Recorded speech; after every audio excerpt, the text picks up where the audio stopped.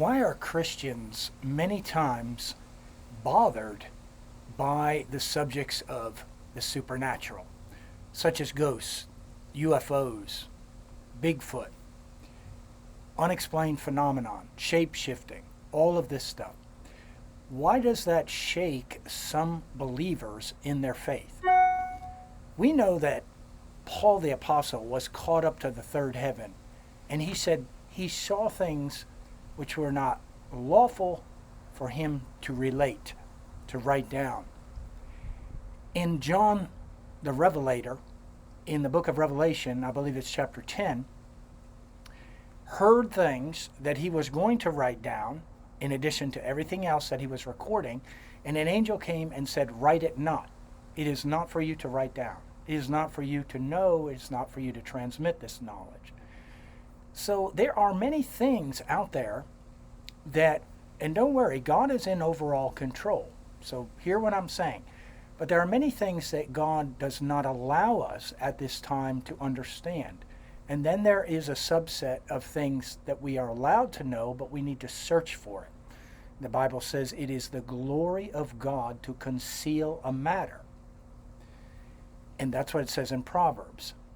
But it is the quest of kings or of noble people, and you are basically kings and queens as far as your spiritual understanding, your calling.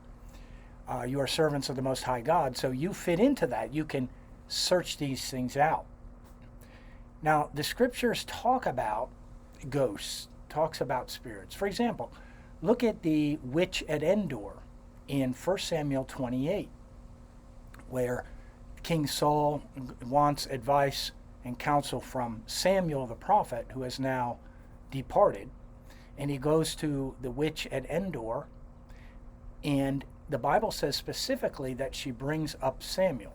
It doesn't say she brought up a demon impersonating Samuel, as at many seances, for example, but the Bible says in this particular instance, she literally brought up Samuel.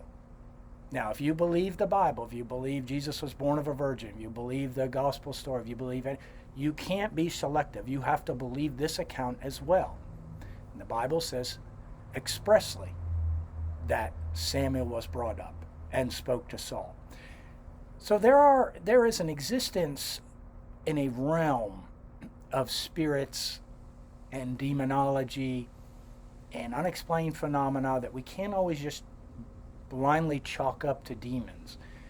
For example, UFOs. You know how many credible astronauts, commercial airline pilots, military pilots from all over the world, people that operate ham radios that have picked up all kinds of weird signals, and there's just so much credible evidence, videos of UFOs, for example, or of Bigfoot, which may be some sort of interdimensional creature. I don't know why any Christian should be shocked that I'm saying these things. And it certainly doesn't and shouldn't threaten our faith. We should accept that God is in overall control. There's a lot we don't understand. There could be realms outside that we've not been exposed to, that we don't know. It's not for us to know at this time. But it just makes going to heaven all that more exciting. Because who knows what challenges, what quests, what adventures await the redeemed of God in heaven? Do you think you're going to be on a cloud and, strumming a harp? Well, good for you if that's your conception of it. It's not what I read in the scriptures. I'm just saying that the mystery should not be a threat. And I really don't like to hear Christians in a public discussion just saying, oh, UFOs, that's all of the devil, or that's all fake. We don't know. And let's just be humble and accept there are things that we don't know. For example, can anybody explain why so many